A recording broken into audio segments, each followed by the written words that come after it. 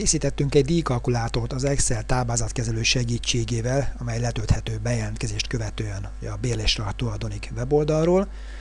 Két dologra jó ez a táblázat, az egyik az, hogy a saját költségeinket tudjuk rajta nyomon követni, a másik pedig, hogy a személyes közreműködésünkkel, meghívásunkkal született újabb vásárlások után milyen jutalék jóváírásra vagyunk jogosultak.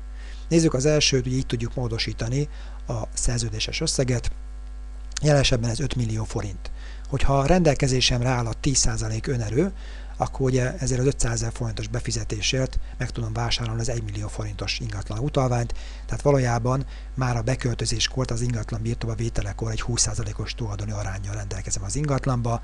Innentől kezdve fizetem azt az ingatlan használati díjat, amelynek az összege itt látható, nem egészen 12 000 forint, miközben hónapról hónapra nő a saját tulajdoni arányom, tulajdoni hányadom az ingatlanban.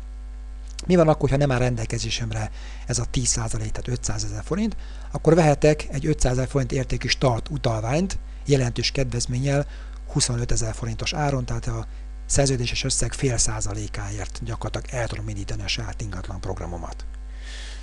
Nézzük meg, hogyha ezt módosítjuk, ugye belekattintok a cellába és beírok mondjuk 10 millió forintot, akkor látható, hogy az összegek is duplájukra változtak, tehát 1 millió forint ugye az ingatlan utalvány érték, ez a 10% befizetés, a fél százalékos önerős indítás pedig 50 000 forintot igényel. Amiért itt mellett láthatóak a pontértékek, az az, mert hogy ezt nem csak befizetéssel teljesíthetem, hanem jutalékokból is. Tehát ha vannak már jutalék jóváírásaim, akkor ezen felhalmozott jutalék pontjaimból tudom terheltetni ezek árát, tehát gyakorlatilag befizetés nélkül tudom elindítani a saját ingatlan programomat.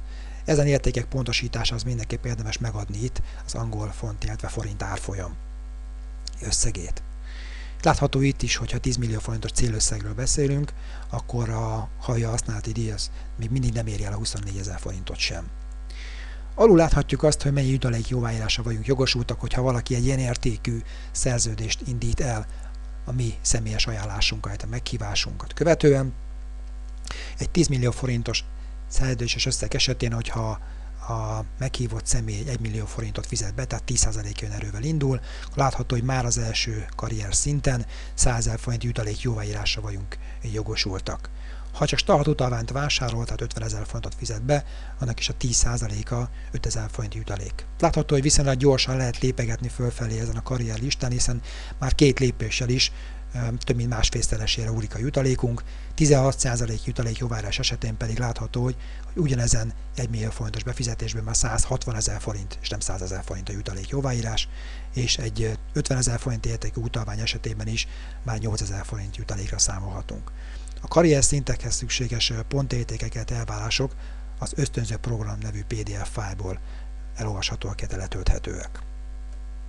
Ez a táblázat egyébként, ahogy említettem, a honlapunkról letölthető bejelentkezést követően, és lehet kalkulálgatni a saját költségeket, illetve tervezgetni a saját jutalékokat.